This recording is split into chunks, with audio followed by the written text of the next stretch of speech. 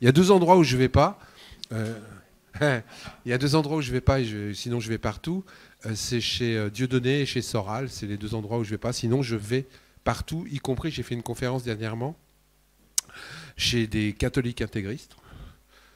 Oui, oui, si, si, c'est vrai, hein, à Paris, tous en aube, petites jupes plissées, etc., etc.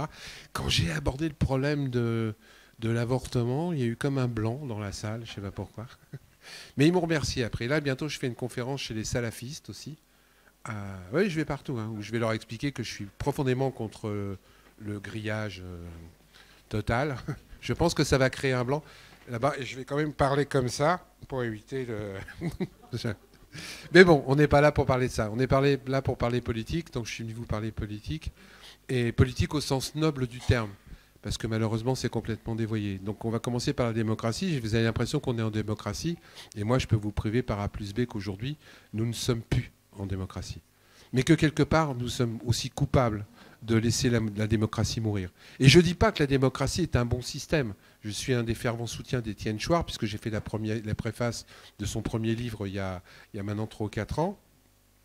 Donc je suis pour un autre système que la démocratie représentative qu'on a aujourd'hui. Mais malheureusement, il faut que les gens se rendent compte que ne pas se servir de la démocratie aujourd'hui, c'est aussi la laisser mourir. Et moi, je suis fou de rage, je vous le dis, j'en ai pleuré encore il y a une semaine, de m'apercevoir qu'il y a un type qui s'appelle j'arrive pas, Macron. J'arrive pas, je coince. Qu'un type qui s'appelle Macron a été réélu dimanche dernier avec 20 millions de voix. Je deviens malade.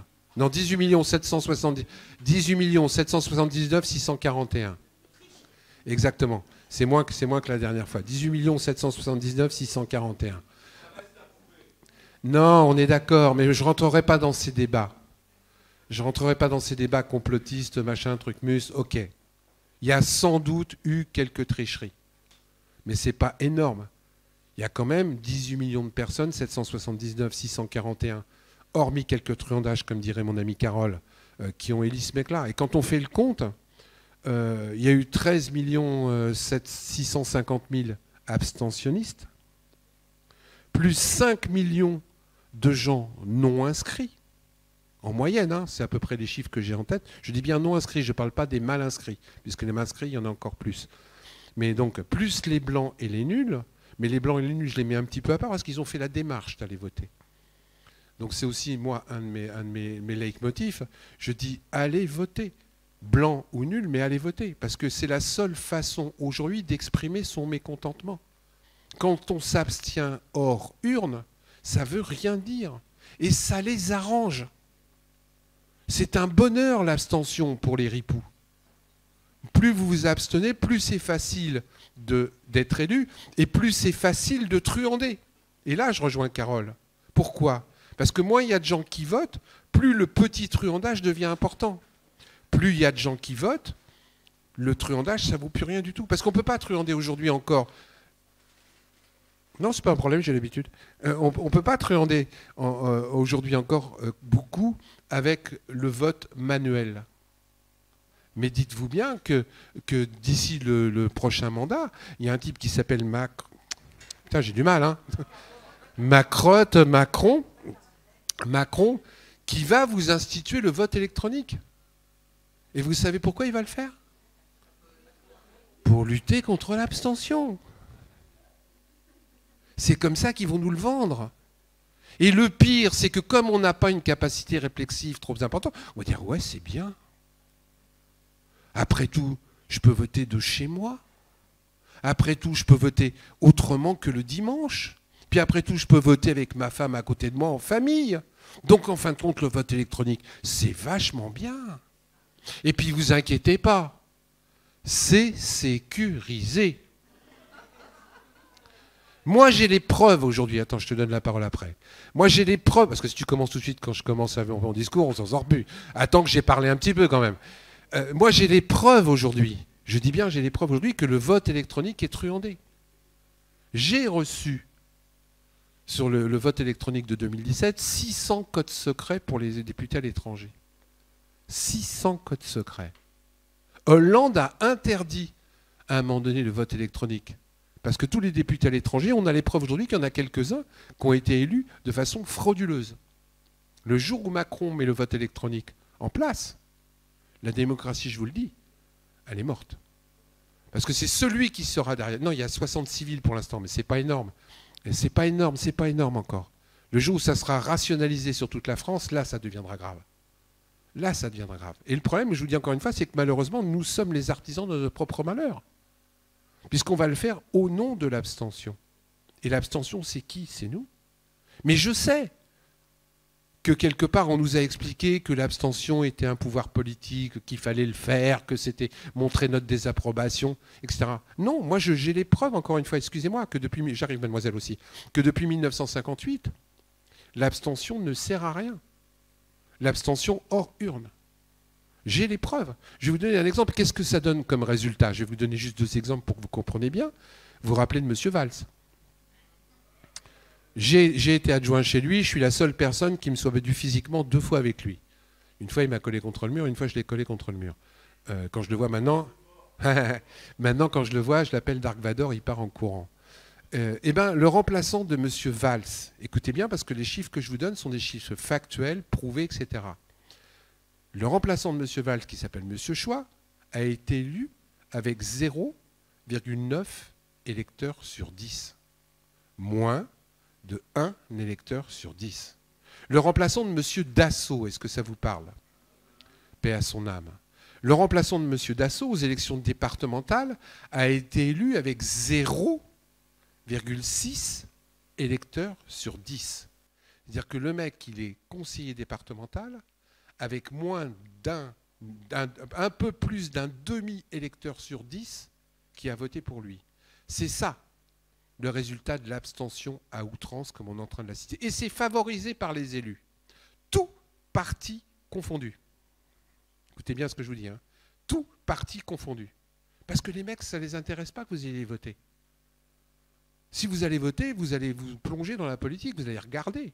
C'est pour ça que moi je milite, par exemple, pour le vote obligatoire. Pourquoi je milite pour le vote obligatoire?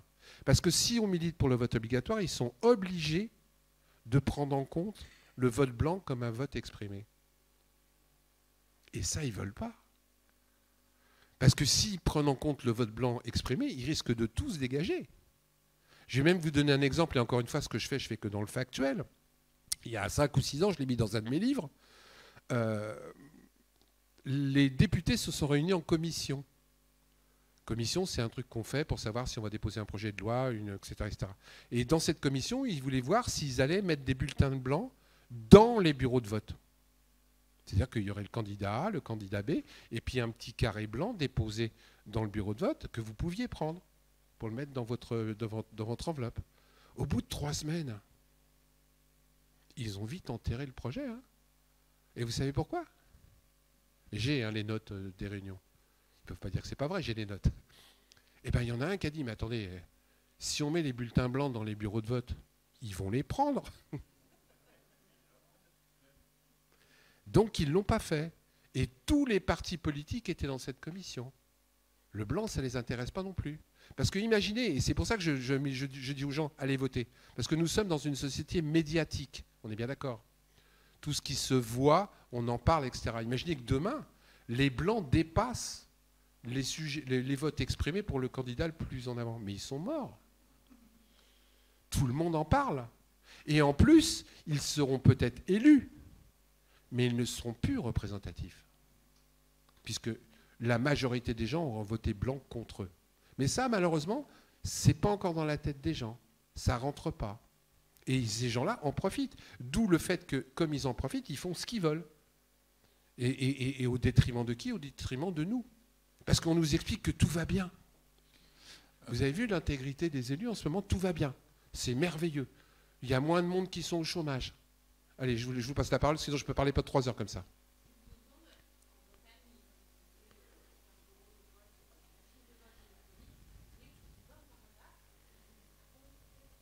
Oui, oui, il y en a quelques-unes. Alors, c'était une discussion que j'ai eue avec Carole il y a pas longtemps, puisqu'on l'a eu hier soir. Il y a 66 villes où il y a le vote électronique. D'accord? Dans un paquet de villes, c'est Macron qui est arrivé en premier. On est d'accord? Sauf que là, je suis désolé, sociologiquement, les villes où il est arrivé en premier, c'est des villes urbaines de grands bourgeois. Donc dans ces villes-là, Macron est arrivé en premier. Vous prenez Neuilly-sur-Seine, c'est pas Mélenchon qui est arrivé en premier, hein. C'est Macron. Donc c'est logique quand on regarde par le petit œil de la lorgnette que dans certaines villes où il y a le vote électronique, Macron soit arrivé en premier. C'est des villes de riches. C'est uniquement ça. Donc c'est pas encore un truandage énorme. Je dis que c'est quand ça sera généralisé, ça sera un truandage énorme. Quand le vote par correspondance sera généralisé, ça sera un truandage énorme. Et Macron a commencé à le faire. Les ripoux ont commencé à se mettre en place. Je vous signale que dans les EHPAD, aujourd'hui, les gens peuvent voter alors qu'ils ont Alzheimer et qu'ils sont sous curatelle. Macron a fait passer une loi. Macron a fait passer une loi. Les gens qui ont Alzheimer peuvent aller voter sans problème. Ce qui en plus est une aberration parce que la loi existait déjà. C'est-à-dire que les gens qui étaient sous curatelle, qui avaient des soucis, ils pouvaient demander au juge d'aller voter. Le juge regardait le dossier du monsieur et décidait en toute bonne foi, en ayant connaissance de cause, que tu peux aller voter ou tu ne peux pas. Eh bien non, Macron a éradiqué ça. Tu as Alzheimer, tu peux aller voter. Je vais au bureau de vote, pour qui je vote? Ah merde, je vais où là? C'est un truc de fou. C'est un truc de fou. Et les gens ne se rendent pas compte et ça permet aux ripoux de mettre des choses en place. Parce qu'aujourd'hui, la plupart des lois, il faut que vous le sachiez, sont faites au bénéfice des riches. Et on laisse faire. Le pire, c'est qu'on laisse faire. Vas-y, parce que je sens que tu veux me... Mais non, mais en fait, pour rester justement dans la thématique du vote obligatoire, parce que tu es pour, est-ce que tu penses sincèrement aujourd'hui qu'il y a un candidat légitime pour vraiment représenter le peuple? Est-ce qu'ils ne sont pas tous soumis aux mêmes obligations? Je les connais tous. Voilà, donc du coup, même si on mettait un vote obligatoire, et tu l'as reconnu aussi, même si le vote blanc était supérieur au vote exprimé pour les candidats, il s'élirait quand même, il y aurait peut-être des débats, etc. Mais on aurait quand même à choisir un candidat parmi le panel offert. Est-ce qu'il y a un candidat qui aujourd'hui peut ou a les moyens? J'ai pas de candidat. Ce que je veux, c'est qu'on mette des systèmes en place. Parce que si tu mets un système en place, comment alors? Les candidats sont obligés de suivre. Moi, les gens le savent peut-être pas, mais je suis celui qui est l'instigateur du casier judiciaire vierge pour être élu. La pétition, j'ai lancée en 2015, et c'est moi qui ai référencé les 396 métiers où il faut présenter un casier judiciaire vierge pour pouvoir travailler. Je vais vous donner... Hein? Ouais, complotiste, ouais. Je vais vous donner un exemple bien fou, je l'ai mis aussi dans un de mes livres. Je ne sais pas si vous vous souvenez du film qu'a fait Clint Eastwood, le biopic sur les 3 Américains qui ont arrêté des terroristes dans un train. Ils ont refait un film là-dessus. Et bien, tous les figurants du film, c'est-à-dire 170 balles pour la journée, ont été obligés de présenter un casier judiciaire vierge. Sinon, ils n'avaient pas de boulot. Moi, j'ai acheté une maison il n'y a pas longtemps avec les royalties de mes livres. Et vous inquiétez pas, hein, j'ai gagné 200 000 euros. J'ai payé 70 000 euros d'impôts et j'ai eu 50 000 euros sur mon premier procès. Donc, vous voyez, il ne restait pas grand-chose. Et pendant 3 ans, j'ai fait plein de conférences gratuitement. Je le dis parce que souvent, des gens comme moi sont attaqués parce qu'on dit « ouais, tu fais ça pour le pognon, etc. » Non, je ne fais pas ça pour le pognon. Je fais ça parce que j'ai envie de vérité. J'ai fait ça parce que je rencontre des gens comme Jean-Christophe, comme Carole, comme Florian, etc. Comme tous ceux qui sont là et qui veulent se battre pour un autre monde. Moi, j'ai envie d'une société qui soit basée sur le partage et non sur le profit. Et on est en train de nous présenter une société qui est basée sur le profit. Et je rappelle que par définition, le profit, c'est réservé à quelques-uns. Le partage, c'est réservé à tout le monde.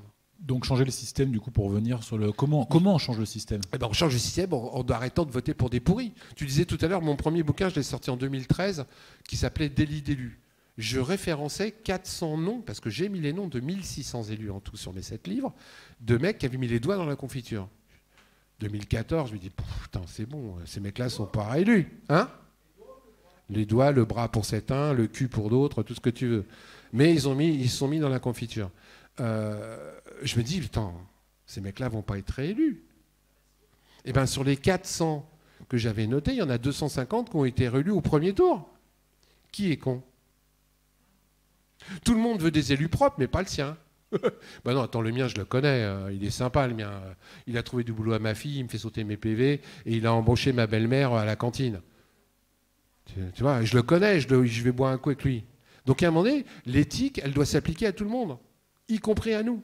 À mon avis, là, je pense que la problématique, et justement, je voudrais ton opinion là-dessus, c'est que tous ces élus corrompus ou pas, avec des peines de prison ou pas, ils sont pour la plupart encartés derrière des grosses machines de guerre, avec un support médiatique, un support communication, un support judiciaire, des sondages qui les favorisent. Donc comment enrayer ça? C'est ça la problématique. Comment l'enrayer? En éveillant les consciences, en faisant ce que je fais depuis 5 ans, c'est-à-dire qu'on allait voir les gens toutes les semaines, partout, pour leur dire attendez, arrêtez d'être cons.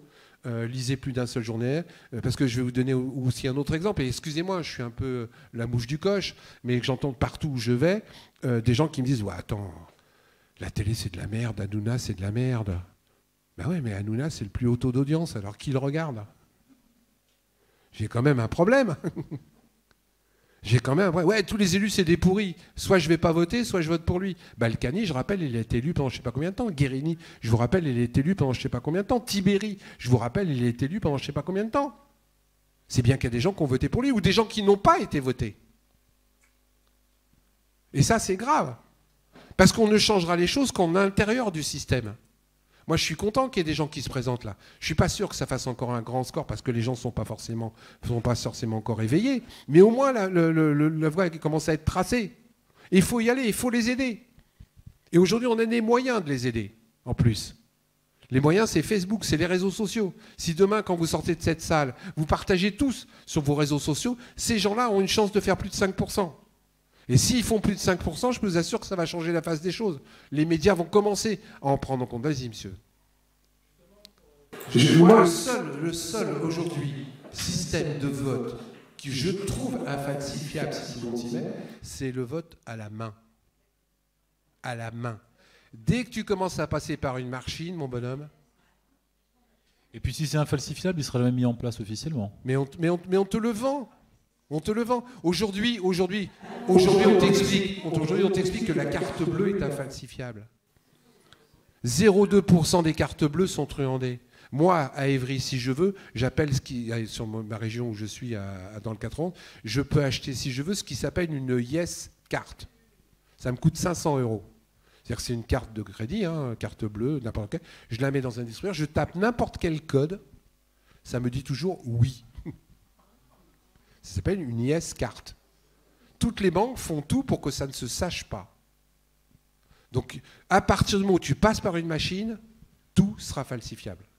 Le seul truc qui n'est pas falsifiable, c'est quand tu mets un bulletin dans une urne et que tu as l'équipe adverse, ton équipe, le challenger qui est là, pour regarder qu'il n'y a pas de truandage. Et là, tu minimises le truandage. C'est la seule façon de rendre le vote électronique sûr, c'est de retirer l'anonymat. Parce que sinon, tu ne peux rien recompter. Tu ne peux rien contrôler, puisque c'est dans une machine. Et donc, tu ne retireras jamais l'anonymat sur un vote. Donc, c'est pas bon. Mais non, mais la blockchain, ça, c'est encore une machine, ça ne marchera pas. Les bitcoins, aujourd'hui, sont truandés. Servons-nous déjà du système pour le niquer? Servons-nous déjà de ce système pour le niquer? Ah bah ça c'est un autre problème, regarde comment on est intéressé. Moi je fais des réunions sans arrêt, des fois il y a 1000 personnes, des fois il y en a 10. C'est sans arrêt, il faut y aller. Il faut expliquer aux gens. Parce que les gens ne sont pas forcément courageux, parce que les gens n'ont pas forcément le temps, parce que de plus en plus tout est fait pour que les gens ne s'occupent pas de politique. Tout est fait pour que les gens, excusez-moi, c'est Macron, je ne réponds pas. Alors justement, de ce point de vue-là, est-ce qu'il n'est pas plus facile de faire sécession que d'essayer d'utiliser les systèmes? Sécession, c'est une connerie. Si tu parles, qu'est-ce que tu appelles de sécession? De pas aller voter? Justement, de ne pas aller voter, c'est intéressant. Ne pas aller voter, c'est ce qu'ils veulent. Mais aujourd'hui, à l'Assemblée nationale, il faut que vous le sachiez. Les blocs, le PS, le petit bloc du PS, le bloc du PSC, ils ont le vote. Et c'est avec ça qu'ils gagnent les élections. C'est plus avec la majorité des gens, c'est avec leur petit bloc. Aujourd'hui, il faut que vous le sachiez, à l'Assemblée nationale. Parce qu'en plus, ce qu'ils font, eux, ne l'appliquent pas eux. Vous pouvez voter les lois avec une personne. Il faut les cours assez vite pour appliquer sur tous les coups. Non, mais même légalement, vous pouvez voter les lois avec une personne et c'est déjà arrivé. Au Sénat, c'est pire. Au Sénat, vous savez, ils sont 357. Au Sénat, ils ont voté une règle qui est anticonstitutionnelle, mais qu'ils appliquent. C'est-à-dire qu'un sénateur peut avoir jusqu'à 100 pouvoirs. Ce que je vous dis est factuel. Hein. Donc, il suffit qu'il y ait 3 sénateurs dans la salle. ils ont chacun 100 pouvoirs et ils votent. Ces gens-là s'appliquent pas ce que ils nous demandent d'appliquer. Et on l'a vu dernièrement, hein. Je veux dire, personne n'a hurlé, mais j'arrive. Hein. Comment ça se fait que sur le pass sanitaire, les élus de la République, on n'avait pas besoin? Comment ça se fait qu'ils nous obligent, nous, à nous vacciner et qu'eux n'étaient pas obligés de se vacciner? Comment ça se fait qu'ils fermaient les restaurants pour nous et qu'eux pouvaient aller bouffer tranquille à l'Assemblée nationale? Et que même, j'ai les preuves qu'il y a quelques restaurants de riches à Paris qui sont restés ouverts pour eux. Pour eux. Mais qu'est-ce que c'est que ces gens-là? Et comment ça se fait que nous, on ne dit rien? Comment ça se fait que Macron a été réélu? Moi, si je fais les comptes des 13 millions de gens qui sont abstentionnistes, plus des 5 millions de personnes, 13 millions 650 000 et des broquilles, si je fais l'addition, il y a plus de gens qui n'ont pas été votés que de gens qui ont voté pour Macron. Ça ne vous pose pas un problème? Ça veut dire que quelque part, dès le premier tour, on pouvait dégager ce pourri-là. Dès le premier tour. Et on ne l'a pas fait. Oui, mais la dissonance politique, on l'a encore aujourd'hui. Hein. Philippe, je te repose la question. Pour rester dans le thème, du coup, on aurait pu dégager Macron, mais quelle était l'alternative? Mais je m'en fous. Oui, mais ça aurait été, est-ce que ça aurait pas été ça, c'est la grosse erreur. Un agent du système? Ça, c'est la grosse erreur. Ça, c'est la grosse erreur. Mais aujourd'hui, il faut travailler par priorité. Donc, ça ne sert à rien de dégager Macron, de toute manière, on aura mis qui à la place. Tu vois, c'est ça. Donc, moi, je dégage Macron, et après, je me bats. Oui, d'accord, je comprends bien, mais au final, on sait très bien qu'aujourd'hui, la personne qui occupe le siège avec plus ou moins de conviction, finalement... Ce que vous ne comprenez pas, excusez-moi de t'interrompre, parce que je deviens fou quand on commence à me faire ce genre de truc, ce que vous ne comprenez pas, c'est que Macron, aujourd'hui... Je suis l'avocat du diable, moi. Macron, aujourd'hui, c'est la pire des engences. C'est-à-dire qu'on ne peut même pas se battre contre lui. Non, mais je pense qu'on s'entend tous là-dessus, mais au final... donc, il n'y a pas à discuter. Non, mais d'accord, très bien. Mais pour pousser un peu le raisonnement, aujourd'hui, si on se préoccupe de problématiques souverainistes, anti-européennes, etc., voter Macron qui est anti-souverainiste, anti-européen, pour élire quelqu'un finalement... Macron anti-européen? Pas pro-européen, pardon, pro-européen, anti-souverainiste, pro-européen, excuse-moi. Pour voter quelqu'un finalement qui, la plupart des candidats, étaient pro-européens, anti-souverainistes, etc. Qu'est-ce que ça aurait changé finalement, à part une incarnation un peu plus violente? Je refuse ce discours. Ah non, mais moi je prends pas position. Je veux même pas l'entendre. Je suis là pour te poser, je t'explique. Pour continuer le débat. Je t'explique. Je relance le débat. Aujourd'hui, le problème que j'ai avec ce président, que je connais, hein, je veux dire, moi je le traite de menteur, il y a encore 3 mois, il m'a envoyé quelqu'un pour que j'aille le voir, et j'ai dit, vous répondez au président qu'il aille se faire foutre. Et je vais vous expliquer après pourquoi. Aujourd'hui, ce type-là, c'est la pire des engences parce qu'il a tout verrouillé. C'est-à-dire que vous ne pouvez même plus rien dire quelque chose, vous passez pour un complotiste. Dès que vous émettez un avis contradictoire, vous avez tout le monde, il a monté les gens les uns contre les autres. Dès qu'on utilise son cerveau, on devient la peste noire. Bientôt, on va retrouver des gens en asile psychiatrique parce qu'ils auront osé dire que ce qui se fait n'est pas bien. Donc c'est la pire des engences. Mais j'ai des exemples. C'est la pire des engences. Donc à un moment donné, moi, je ne discute pas sur la pire des engences. Je le dis, hein. J'ai honte, c'est encore enregistré, je vais me faire tuer. Moi, à cause des connards d'abstentionnistes du premier tour, et je pèse mes mots, j'ai été obligé de voter Marine Le Pen au 2e tour. Je pèse mes mots. À cause des connards d'abstentionnistes du premier tour, alors qu'on pouvait le dégager au premier tour, j'ai été obligé de voter Marine Le Pen au 2e tour. Parce que je vais vous expliquer pourquoi. Parce que Marine Le Pen, qui arrive au pouvoir, elle bouge le moindre petit doigt. La rue est pleine. Elle essaye de supprimer l'argent liquide. La rue est pleine. Elle essaye de mettre le vote électronique. Mais tout le monde sort le fusil. Macron va faire exactement la même chose et on va dire bravo monsieur Macron, en fin de compte il est pas mal ce mec. Il donne plein de pognon pour les Ukrainiens, il laisse les SDF dans la rue, on va dire en fin de compte il est gentil. Non, il est gentil, il a sorti 3 milliards pour trouver des appartements aux Ukrainiens et tant mieux pour eux, moi j'ai des amis ukrainiens, je suis content. Mais qu'est-ce qu'on a fait pour les gens d'ici? Et ça c'est pas un truc pour monter les gens les uns contre les autres? Intelligemment, c'est pas un truc pour dire les gens, bah attends, soyez un petit peu gueulard après les Ukrainiens, on n'a rien fait pour les SDF, qu'est-ce qu'on fait pour les Français? C'est pas lui, mais il est violent ce mec dans la façon de. Moi, je me rappelle sur le casier judiciaire, je te donne la parole tout de suite derrière. Sur le casier judiciaire, donc je vous disais que je suis celui qui a fait le premier, la pétition pour que les élus aient un casier vierge pour être élus et qui était référencé les 396 métiers pour pouvoir travailler. Journaliste, éducateur, n'importe quel métier aujourd'hui, il faut un casier judiciaire vierge, sinon tu ne peux pas bosser. On arrive même dans une aberration où pour travailler dans une mairie, écoutez bien, hein, pour travailler dans une mairie, il faut un casier vierge. Pour diriger la mairie, non. Philippe, d'ailleurs, à ce propos, je ne sais pas si tu es au courant de ça, j'ai entendu c'est passé sur un plateau télé, il se murmure qu'il va bientôt, où il faudrait, ce qui avait déjà été discuté par les complotistes, un pass politique pour aller voter, non, pour montrer pas de blanche. Il y a plein de fake news. Non, il va falloir surtout un pass sanitaire obligatoire et qui va être non obligatoire, pardon. Ça, vous n'êtes pas obligé d'aller vous faire vacciner, mais si vous ne l'avez pas, vous n'aurez pas le pass, donc vous n'aurez pas de vie sociale. Mais c'est un truc. Pour revenir au casier judiciaire vierge, donc Macron m'a envoyé un émissaire en mars 2017. Ça vous parle de mars 2017, puisque j'avais lancé mon affaire, et il me demande, cet émissaire, que je rédige une note sur le casier judiciaire vierge. Vous me suivez? Je l'avais fait pour Nicolas Dupont-Aignan, je l'avais fait pour Jean Lassalle, je l'avais fait pour Asselineau. Je dis, je vais le faire pour ce candidat. Hein. Donc je lui rédige une note, il repart avec, et il incorpore ma note dans son programme présidentiel, page 27. Ça m'a marqué. Hein. En disant, pour être élu, il faudra un casier judiciaire vierge. Ah, je dis, c'est bien, putain, la plupart des candidats mettent ça dans leur programme, je suis content, tu vois, je suis heureux. D'autant plus que la loi avait été votée le 1er février 2017 à l'Assemblée nationale et que je l'avais rédigée, et qui m'avait dit, on attend les élections et on ressortira la loi. Je dis, c'est bonnard, ça y est, on va un petit peu, parce que ce n'est pas la panacée, assainir la vie politique française. 2 jours avant l'élection de mai, il m'envoie le même émissaire en me disant, tu sais Philippe, en fin de compte, on a réfléchi, on a discuté avec Bayrou, on ne pourra pas le faire. Casse-toi, enculé. Et depuis ce jour-là, je le traite de menteur.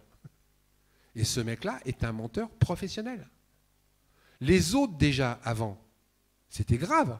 Puisque je vais vous donner un exemple. Moi, j'avais référencé dans le gouvernement Hollande, écoutez bien, ce que je vous dis est factuel, encore une fois, 30% des membres du gouvernement, 30% des membres qui avaient eu affaire au fisc ou à la justice. Vous me suivez? Sous le gouvernement Macron, j'en suis à 60%. C'est-à-dire que 60% des membres du gouvernement de Macron, ceux qui sont partis, ceux qui sont revenus, ceux qui vont partir, ont eu affaire à la justice ou au fisc. Mais je deviens fou. Et c'est des gens qui nous vendent un monde meilleur. Et comme je dis toujours, écoutez bien, ces gens vous vendent des choses avec une chemise blanche et ils ont tous un slip sale. Moi, très honnêtement, j'aimerais que leur chemise soit un peu moins blanche, mais que le slip soit propre. Eh ben non. Par contre, ils nous demandent à nous. Ouais. Oui. Ouais. Mais il y en a beaucoup. Ça, c'est un truc sur lequel on s'est battu aussi avec un type qui s'appelle Hervé Le Breton pour supprimer l'IRFM. Avant, parce que c'était encore plus grave. Hein. C'est-à-dire qu'avant, on donnait aux députés 5 250 € et aux sénateurs 6 300 € et ils n'avaient aucun justificatif à fournir. C'était de l'argent de poche. Ils ont changé la loi parce qu'on a fait du barouf à quelques-uns et que c'était vraiment trop gros comme truc de ripou. Et maintenant, c'est une avance sur recettes, etc. Alors je peux vous dire que c'est pas mieux, mais ils ont habillé la chose comme d'habitude en nous faisant croire que c'était mieux. Aujourd'hui, par exemple, je vous jure que ce que je vous dis est vrai. Avec cet argent qu'ils ont en plus de leurs émoluments, ils ont le droit de s'acheter une voiture. Ils sont contrôlés une fois tous les 5 ans, dans le meilleur des cas, puisque la déontologue ne peut pas contrôler. Donc une fois tous les 5 ans. Et donc ça arrive aux dérives qu'on a, parce qu'il n'y a pas de contrôle. Alors que nous, on avait proposé un truc vachement simple. On ne donnait pas l'argent, ils payaient et on remboursait sur facture. Comme ça se fait pour un chef d'entreprise. Parce que là, c'était d'abord toi qui sortais le pognon et tu étais obligé de te faire rembourser, justifier. Ben non, ils ne l'ont pas fait. Mais encore une fois, c'est nous qui sommes coupables. Hein. On ferme les yeux. On fermait les yeux, on les ouvre de plus en plus. Mais il va falloir qu'on continue parce que les ripoux sont en train de se mettre en place de façon légale. Je vais vous donner un autre exemple qui m'a rendu fou, c'est Fillon. Vous vous rappelez de Fillon? Donc ils ont changé la loi quand les affaires Fillon ont commencé à sortir. Ils ont vite changé la loi. Il y a des lois, des fois ils mettent 15 ans à la mettre en place, et il y a des lois en 24 heures, ils sont posées. Et celle-là, ils l'ont posée en 48 heures. C'était une loi sur le délai de prescription des délits par ruse. Vous vous en souvenez de ça? Et les gens, le pire, c'est que les gens ont gobé. Parce qu'avant, donc, le délit par ruse, je vais vous donner un exemple bien précis, il y avait 10 ans de prescription. C'est-à-dire que quand on découvrait le délit par ruse, on avait encore 10 ans pour mettre l'affaire sur la place publique et trouver les preuves. Je m'explique. Je crée un délit par ruse en 2000, vous me suivez? Et par ruse, c'est parce que c'est caché. Hein. On découvre l'affaire en 2010, comme par exemple l'histoire des fringues de Fillon, ou les assistants parlementaires, je le découvre en 2010. J'avais jusqu'à 2020 pour que les enquêteurs puissent faire leur boulot et que la prescription se mette en route. Vous me suivez bien? Ils ont changé la loi. Ils ont mis 12 ans de prescription. 12 ans, à la place de 10. Et tout le monde a applaudi. Oh putain, quelle avancée démocratique!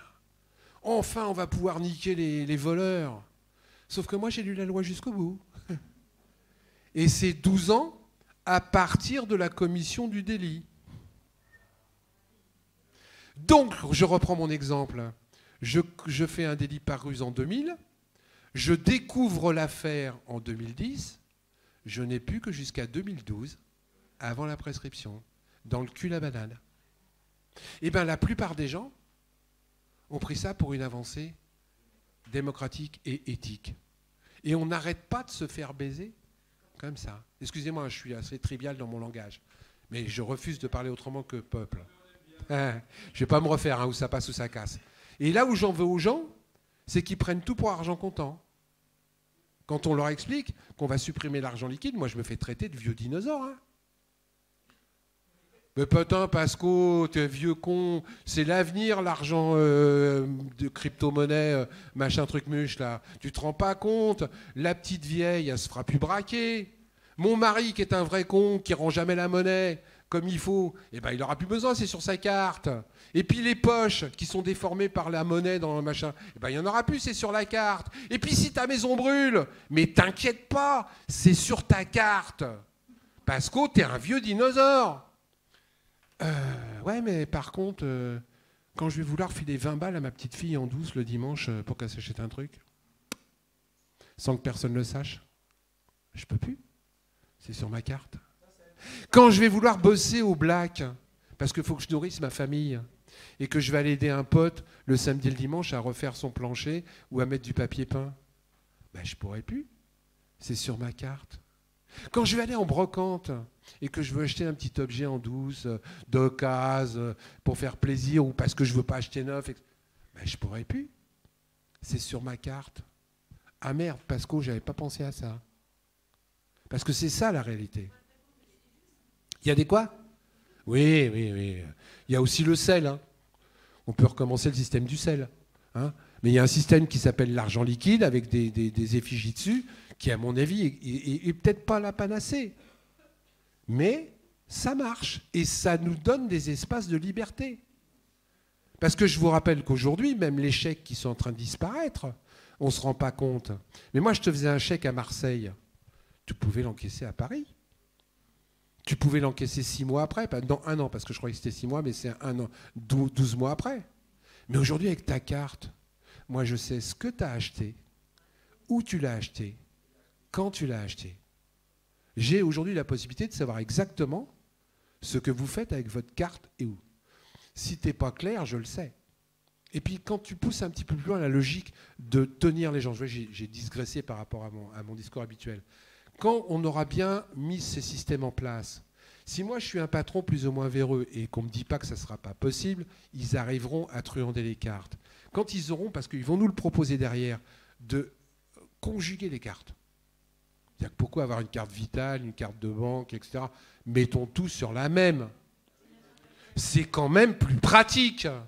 Au lieu d'avoir 4 cartes et de chercher, t'en as plus qu'une. Nous fais pas chier, Pasco, t'es un vieux dinosaure. Oui, mais quand je vais chercher un boulot et que le patron, en regardant sur l'ordinateur, parce qu'ils le feront, s'aperçoit que, bah putain, je suis sous insuline. Ouh, putain, celle-là, elle vient de faire 3 tests de grossesse. Ah oui, c'est sur sa carte, puisqu'elle l'a acheté à la pharmacie. Je t'embauche pas. Quand les assurances vont pouvoir voir exactement comment vous êtes malade, comment vous vous portez, etc., vous allez voir les tarifs, parce que c'est eux qui seront derrière l'ordinateur. Et ça, malheureusement, l'ensemble des gens ne sont pas assez éveillés pour s'en rendre compte. Moi, je me bats pour vous expliquer. Quand je l'explique, après, les gens comprennent. Mais jusque-là, c'est la télé qui parle. C'est Hanouna. Alors, 2 questions. Est-ce qu'ils ne vont pas arriver à mettre ce système en place avant que la majorité qui est requise pour changer le système soit éveillée? J'espère. Ça dépend que de nous. Hein. Jean-Christophe le disait, Carole le disait, ça ne dépend que de nous. Oui. Nous, on se laisse faire, on se laisse bouffer par ces connards. Je le rappelle partout dans toutes les réunions que je fais, le nombre, c'est nous. La force, c'est nous. Si on n'était pas aussi cons, pardon, quand ils balancent un truc à la télé pour se précipiter pour acheter des bouteilles d'huile, alors qu'en fin de compte, il n'y a aucune spéculation sur l'huile, et de la moutarde ou du sucre, parce que ça existe avec le sucre, eh ben, il y aurait... Ou du PQ, ouais, ça a été très bien le PQ. C'était génial. Non, mais qui a acheté les PQ? C'est nous. Au lieu de se dire, eh ben, attends, ils nous annoncent soi-disant une restriction, au lieu de mettre 2 sucres dans mon café, pendant 15 jours, je vais en mettre qu'un. On se précipite pour acheter 15 kilos de sucre, qui après est périmé parce que les fourmis l'ont bouffé. Donc, quelque part, il faut aussi que nous, on ne cède pas aux sirènes de la manipulation médiatique. Moi, ce qui m'intéresse, c'est de convaincre les abstentionnistes de se lever, de bouger le cul et d'aller voter, de se servir de la démocratie et de foutre en l'air ces ripoux. Parce que si on met des gens honnêtes à l'Assemblée nationale avec le système actuel, ils voteront des lois honnêtes. Mais c'est vachement dur, parce que j'en parlais tout à l'heure avec, rappelle-moi ton prénom, avec Nico. Je rappelle quand même, parce que malheureusement, les gens n'ont pas de mémoire. Ça aussi, c'est un gros problème. En mai 2017, vous vous rappelez, il y a un mec qui s'appelle Macron. J'ai du mal, hein. Macaron, Macrotte, qui a été élu sous le prétexte que c'était un nouveau monde. Qu'on s'était fait baiser par la droite, qu'on s'était fait baiser par la gauche, qu'on s'était fait baiser par les extrêmes. Votez pour moi, je suis le petit Kennedy. Vous voyez, je couche avec une vieille femme, je représente quelque chose. Non, mais dans l'inconscience collective, c'est aussi pour ça qu'on a voté pour ce mec-là. Hein. Parce qu'il était jeune, parce qu'il était beau, parce qu'il parlait bien et qu'il prêchait pour un autre système.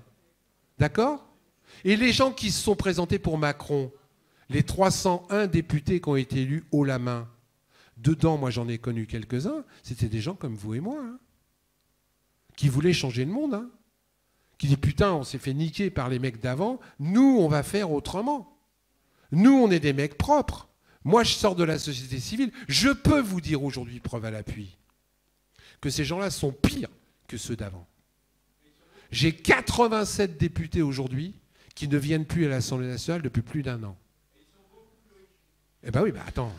La soupe est tellement bonne que les mecs qui gagnent 2 000 ou 3 000 euros pour mois, qui se retrouvent à 15 000 avec tous les avantages qu'il y a, eh ben les mecs se disent, en fin de compte, je ferme ma gueule. Hein. Donc c'est pas simple de trouver des gens honnêtes. Moi, on m'a proposé plusieurs fois des comptes en banque au Luxembourg et ensuite j'étais président de la formation professionnelle et de l'apprentissage sur l'Île-de-France pendant 6 ans. Je gérais 800 millions d'euros par an. 176 FCFA, l'école de la deuxième chance, la VAE, etc.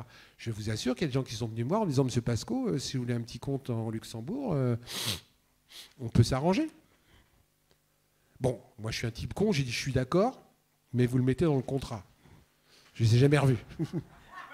Je les ai jamais vus. Et je peux vous dire que sur les régionales, je voudrais terminer, sur les régionales dernières, on m'a proposé de monter une liste en me donnant 900 000 euros. Sur ces 900 000 euros, on m'a expliqué que je pouvais faire une petite campagne pour les régionales à 30 000 euros et que les 870 000 euros, je les gardais pour moi. Je connais le mec qui a accepté à ma place. C'était pour enlever des voix, c'était pour émietter. Hein. C'était pour émietter. C'est difficile des fois de résister. C'est pas simple. Donc il faut qu'on mette des gens honnêtes, mais il faut aussi que ces gens honnêtes restent honnêtes une fois qu'ils sont élus. Parce que j'en ai connu je ne sais combien qui ont signé des chartres. Moi, je fais partie d'Anticor. Hein. Je suis membre du conseil d'administration bientôt d'Anticor. Anticor, aux dernières élections, on a fait signer un papier à plein d'élus qui a disant attention, si vous devenez élu, vous ne ferez pas ça, etc. Et les mecs, une fois qu'ils ont été élus, le papier, il se soit dessus. Hein. Donc ça ne suffit pas. Il faut aussi des gens qui vraiment ont des tripes et qui prouvent dans les actes qu'ils ne changeront pas. Parce que je le rappelle, la soupe est hyper bonne. Moi, j'ai fait 15 ans d'élu. 15 ans d'élu payé.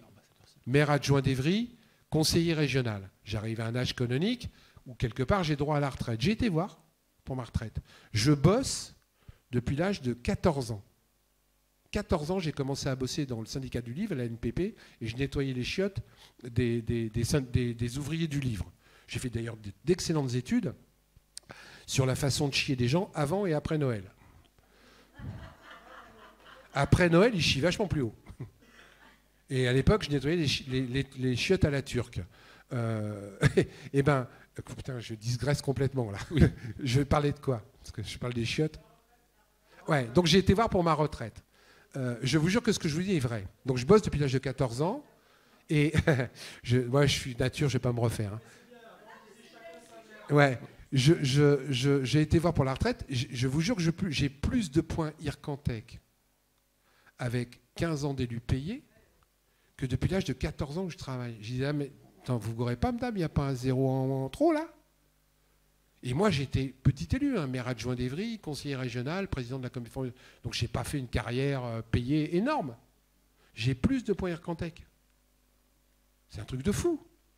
La soupe est vachement bonne. Ce que je dis, et je le dis souvent sur l'assemblée de Gilets jaunes, il y a plein d'autres systèmes qu'on peut inventer et qu'on ne veut pas prendre en compte. J'ai eu un problème avec les Gilets jaunes, et j'ai fait tous les ronds-points de France et de Navarre pendant 3 ans, c'est les ayatollahs de l'horizontalité. J'adore. Personne commande, on décide tous ensemble, etc., etc. Ça va, quoi. Il y a un moment donné, il faut arrêter les conneries, quoi. Et ouais, en dehors des manifs, on ne peut rien faire. Ben, je suis désolé. Ouais, il y a plein d'autres choses à faire que les manifs. Mais pour l'instant, je n'ai pas réussi encore à mettre en place. Moi, j'ai monté un truc, une association qui s'appelle iboycott.org. Notez, hein. C'est-à-dire qu'on ne boycotte pas, hein, parce que c'est interdit en France de boycotter. On achète un autre produit. Je vais vous donner un exemple des victoires qu'on a eues avec iBoycott, qui est géré par deux copains qui sont turcs et qui sont géniaux. Donc on a, je ne sais pas si vous connaissez j'arrive jamais à me rappeler, c'est pas Petit Bateau, c'est Petit Bateau, les boîtes de conserve de thon. Putain, chaque fois je dis Petit Bateau. Ouais, à chaque fois. Donc les boîtes de conserve, Petit Navire. Écoutez bien parce que ce que je vous dis est factuel. Donc on a repéré que sur les boîtes de conserve Petit Navire, les chalutiers raclaient le fond pour choper les thons, et en même temps, ils prenaient n'importe quoi, ils prenaient tout, etc., etc. Nous avons été 50 000, c'est pas énorme 50 000, à envoyer un mail, à peu près dans la même semaine, au patron de Petit Navire, dont on avait récupéré le mail, en disant « Attention monsieur, on vous aime bien, on aime bien le thon Petit Navire, mais si vous continuez à racler vos chaluts et à faire de la pêche n'importe comment, nous allons acheter une autre marque de thon. On ne va pas boycotter la vôtre, hein. On va juste, comme on est encore dans un pays de liberté, acheter une autre marque de thon. 15 jours après, le patron nous répondait, ils ont changé leur méthode de pêche. Donc on peut gagner. Mais oui, on a vérifié, bonhomme. Tu penses bien que tu n'as pas marqué la poste, là, hein, donc on a vérifié. Et ils s'y tiennent. Donc ça veut dire quoi? Ça veut dire qu'aujourd'hui, on n'a pas besoin d'être 300 000, à 50 000, on peut gagner. Et il y a plein d'autres trucs qu'on peut faire. iBoycott.org. Tu peux répéter, iBoycott.org, c'est ça? iBoycott.org. Alors c'est un truc vachement démocratique en plus, parce que par exemple, tout le monde peut lancer un boycott sur le site, et si les gens répondent en nombre en disant bah ouais on le fait, c'est-à-dire qu'un certain nombre, et ben on le fait. Et on se met en route un boycott. Et ça marche. Et aujourd'hui, le problème qu'on a avec les citoyens et les Gilets jaunes, c'est qu'ils sont incapables d'imaginer autre chose. Je vais vous donner un truc vachement simple. Oui, mais on peut le faire. On peut le faire, c'est génial. Mais d'un autre côté, l'huile de palme chez Leclerc, ça n'a pas été génial. Hein. Parce que tous les gens qui se sont précipités pour acheter du Nutella à moins 75 alors qu'on savait que l'huile de palme, c'était de la merde, c'est un peu mauvais. Je vais vous donner un autre exemple que moi j'ai mis en place une fois, qui s'appelle les sardines. Vous savez ce que c'est que les sardines? Les sardines qu'on mange. Moi, je l'ai fait, hein. Je l'ai mis en place une fois. J'avais monté une radio locale en 1981 qui s'appelait Sortie de secours et on ne voulait pas me donner l'autorisation. Je ne vous explique pas tout ce qu'on a fait, on a fini par obtenir. Mais une fois, on avait un espion qui était venu chez nous avec des RG. D'ailleurs, est-ce qu'il y a quelqu'un de la DGSI qui est là aujourd'hui? En général, il est au fond en gauche. Ils en ont toujours un ou deux. Et des fois, ils lèvent la main, les mecs sont honnêtes, parce que ce n'est pas des méchants. Hein. Donc des fois, ils le disent. Hein. En général, moi, ils viennent à 2. C'est comme ça, c'est sûr que ce que je dis, c'est bien répété. Donc, on avait un mec de la DGSI qui nous avait, à l'époque, c'était les RG, qui était rentré dans notre équipe. Et nous, on l'a su parce que quand même, on n'était pas trop cons. Et on avait dit qu'on allait lancer une opération sardine. Je vous explique. C'est-à-dire qu'on avait décidé, avec notre radio locale, de tous aller jeter des sardines, vous savez, chez le poissonnier, de les laisser 15 jours sur notre radiateur. Ah, il y en a qui commencent à comprendre. De prendre chacun 1 ou 2 sardines dans un sac plastique, de refermer le sac plastique, et de se rendre tel jour, un par un, à 10 ou 15 à la préfecture de l'Essonne, tu vois, d'aller dans les bureaux, d'aller aux chiottes, d'aller un peu partout. Et puis de déposer les sardines derrière le radiateur, dans la bouche d'aération, sous un bureau, dans un tiroir, etc. etc. Et puis de partir. Je vous jure que c'est pacifique, et puis bon, c'est comme ça. Et le jour où on devait faire ça, on ne l'a pas fait hein, sur ce coup-là, on ne l'a pas fait. Ils avaient fermé la préfecture, renvoyé les employés chez eux, et il y avait 4 quarts de CRS autour de la préf. À 11h du matin, les gendarmes qui me connaissaient bien sont venus frapper à ma porte. On me dit « Philippe, qu'est-ce que tu fais ?» Je dis « Je dors, on vous a niqué. » Mais ça veut dire quoi, ce que je suis en train de vous expliquer? Ça veut dire qu'à 11 ou 12, en se réunissant intelligemment, on peut bloquer le système avec des sardines pourries.